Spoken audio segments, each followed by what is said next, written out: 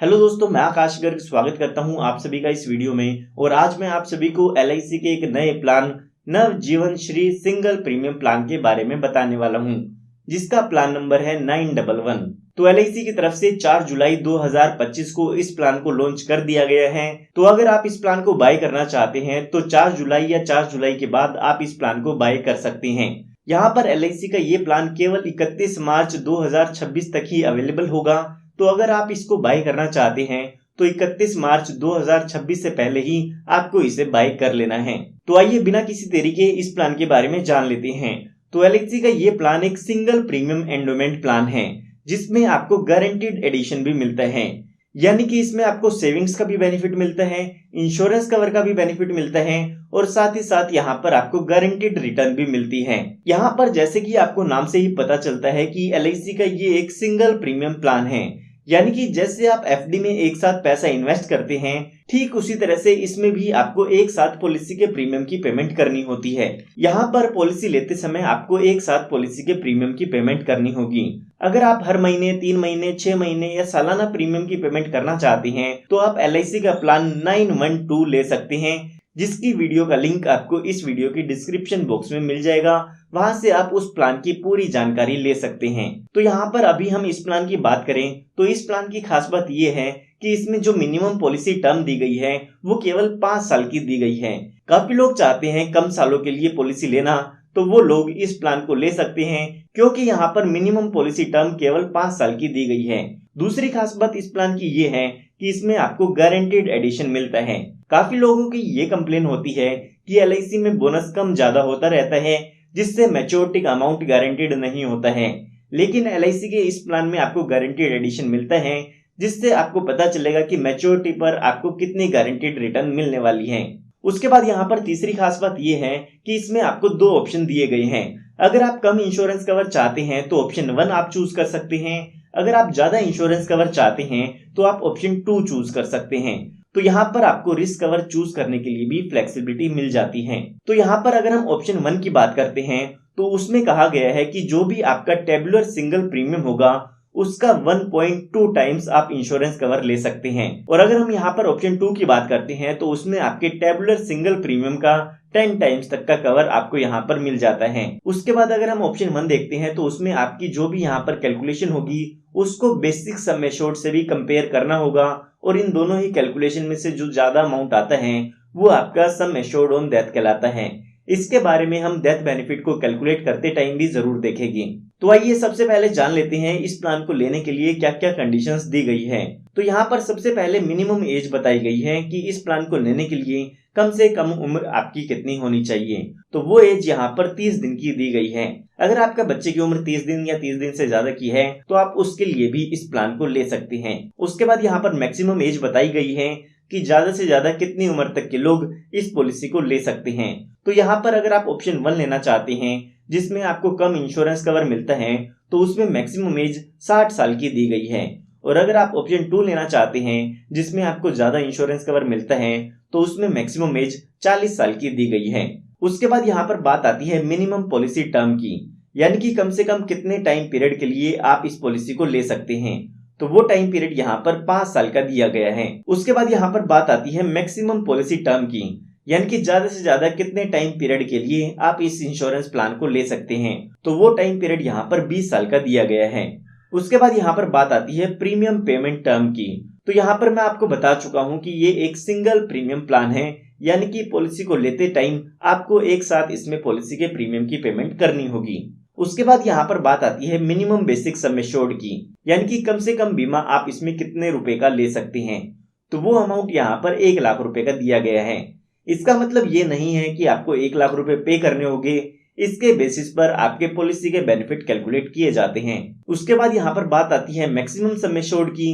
तो maximum sum assured की यहाँ पर कोई भी लिमिट नहीं है, ये आपके इनकम पर डिपेंड करता है कि आपकी इनकम के अकॉर्डिंग यहाँ पर आपको कितना इंश्योरेंस कवर मिल जाता है। आइए अब एक एग्जाम्पल की मदद से इस पूरे इंश्योरेंस प्लान को समझते हैं। तो एग्जाम्पल को समझने के लिए हम मान लेते हैं कि जो आपकी एज है वो 21 साल की है।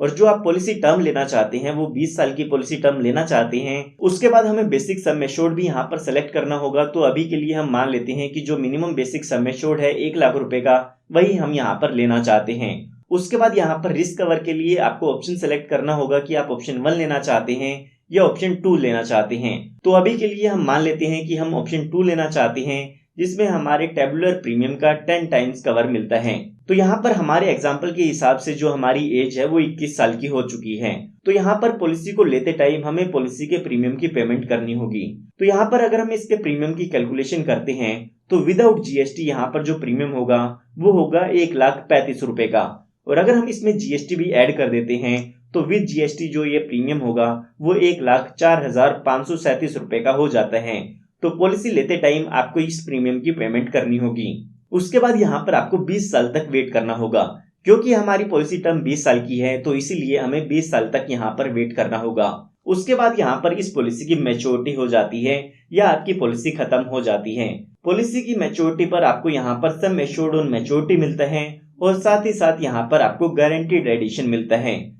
अगर हम बात करें सम एश्योर्ड ऑन मैच्योरिटी की, तो जो भी आपका बेसिक सम एश्योर्ड का अमाउंट होता है वही यहाँ पर सम एश्योर्ड ऑन मैच्योरिटी कहलाता है। तो हमारे एग्जाम्पल के हिसाब से जो हमारा बेसिक सम एश्योर्ड है वो 1 लाख रुपए का है, तो यहाँ पर 1 लाख रुपए का ये अमाउंट हो जाता है। साथ ही साथ यहाँ पर हमें गारंटीड एडिशन भी मिलता है। तो आइए अब हम यहाँ पर गारंटीड एडिशन की कैलकुलेशन कर लेते हैं। तो यहाँ पर गारंटीड एडिशन के लिए आप देख सकते हैं एलआईसी ने बताया है कि यहाँ पर आपको 85 रुपए का अमाउंट मिलता है, जो कि 1,000 रुपए के सम एश्योर्ड पर आपको मिलता है, जो कि हर साल पॉलिसी के एंड में आपकी पॉलिसी में ऐड किया जाता है। और ये जो गारंटीड एडिशन है वो आपको पूरी पॉलिसी टर्म के दौरान मिलता है। तो आइए इस रेट के अकॉर्डिंग हम यहाँ पर 1 साल के गारंटीड एडिशन की कैलकुलेशन करते हैं। तो यहाँ पर हमें 1,000 रुपए के सम एश्योर्ड पर 85 रुपए का अमाउंट मिलता है, तो 1 लाख रुपए के सम एश्योर्ड पर हमें 8,500 रुपए का अमाउंट मिलेगा, जो कि 1 साल का गारंटीड एडिशन है। हमारे एग्जाम्पल के हिसाब से जो हमारी पॉलिसी टर्म थी वो 20 साल की थी,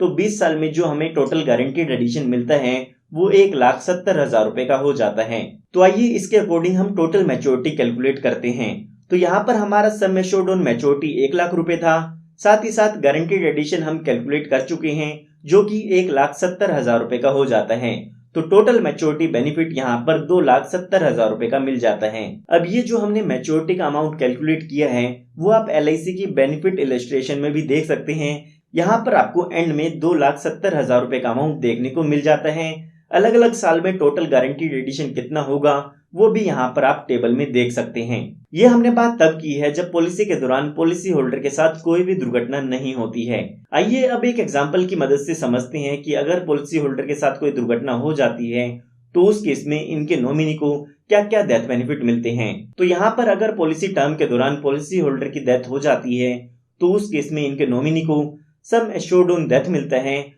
और साथ ही साथ जितने साल भी पॉलिसी चली है उतने टाइम पीरियड का गारंटीड एडिशन मिलता है। अब यहाँ पर सम एश्योर्ड ऑन डेथ क्या है उसके लिए हम ऑप्शन ऑलरेडी देख चुके हैं। हमने यहाँ पर देखा था कि हमें 2 ऑप्शन दिए गए थे और उन दोनों ही ऑप्शन में से अभी के लिए हमने ऑप्शन 2 चूज किया था। तो यहाँ पर जो हमारा ऑप्शन 2 है उसके अकॉर्डिंग हम सम एश्योर्ड ऑन डेथ की कैलकुलेशन कर लेते हैं। तो यहाँ पर आप देख सकते हैं सम एश्योर्ड ऑन डेथ की कैलकुलेशन करने के लिए ऑप्शन 2 में हमें अपने टेबुलर सिंगल प्रीमियम का 10 टाइम्स करना होगा। टेबुलर सिंगल प्रीमियम का मतलब ये है कि जो भी आपकी पॉलिसी का प्रीमियम है without GST, without any rebate, without any loading charges और विदाउट एनी अंडरराइटिंग चार्जेस। तो यहाँ पर जो हमारा टेबुलर प्रीमियम है वो 1,35,000 रुपए का है और अगर हम इसका 10 टाइम्स करते हैं तो ये अमाउंट 10,350 रुपए का हो जाता है। तो ये अमाउंट हमारा हो जाएगा सम एश्योर्ड ऑन डेथ।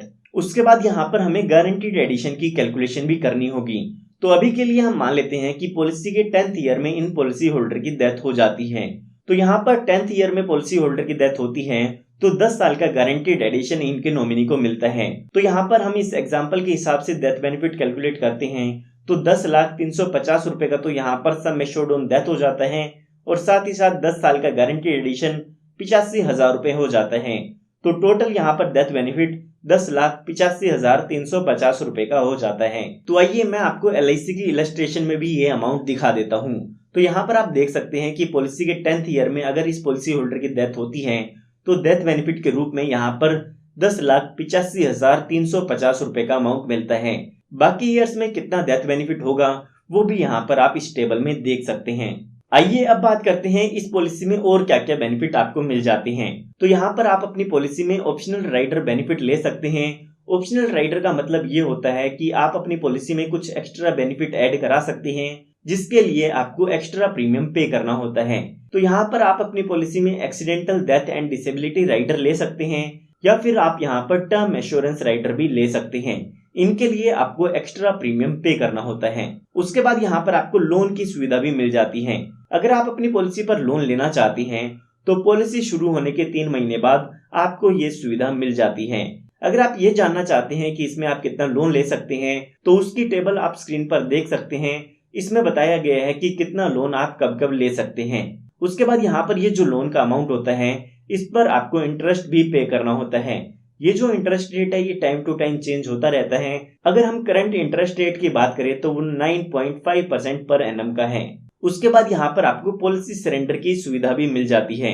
काफी लोग ऐसे होते हैं जो पॉलिसी लेने के बाद चाहते हैं पॉलिसी को बंद कराना इमरजेंसी केस में, तो यहाँ पर आपको सरेंडर की सुविधा भी मिल जाती है। पॉलिसी लेने के बाद कभी भी आप अपनी पॉलिसी को सरेंडर करा सकते हैं। यहाँ पर उस केस में आपकी जो भी पॉलिसी की सरेंडर वैल्यू होगी वो यहाँ पर आपको मिल जाती है। अब ये सरेंडर वैल्यू कितनी होगी उसके लिए आप यहाँ पर टेबल देख सकते हैं। हर साल यहाँ पर कितनी गारंटीड सरेंडर वैल्यू होगी, कितनी नॉन गारंटीड सरेंडर वैल्यू होगी, वो टोटल अमाउंट यहाँ पर दिया गया है। हर साल में ये कितनी सरेंडर वैल्यू होगी वो यहाँ पर आप देख सकते हैं। तो यहाँ पर मैं उम्मीद करता हूँ आपको LIC के नव जीवन श्री प्लान नंबर 911 की कंप्लीट इंफॉर्मेशन मिल गई होगी। फिर भी अगर आपको कोई डाउट है तो आप कमेंट में पूछ सकते हैं। और अगर आप LIC के प्लान नंबर 912 की इंफॉर्मेशन जानना चाहते हैं तो इस वीडियो के डिस्क्रिप्शन बॉक्स में आपको वीडियो का लिंक मिल जाएगा। अगर आपको ये वीडियो पसंद आई है तो इस वीडियो को लाइक जरूर कीजिएगा। साथ ही साथ आप हमारे चैनल को सब्सक्राइब कर सकते हैं क्योंकि इस तरह की लेटेस्ट वीडियोस मैं आप सभी के लिए लाता रहता हूँ। धन्यवाद।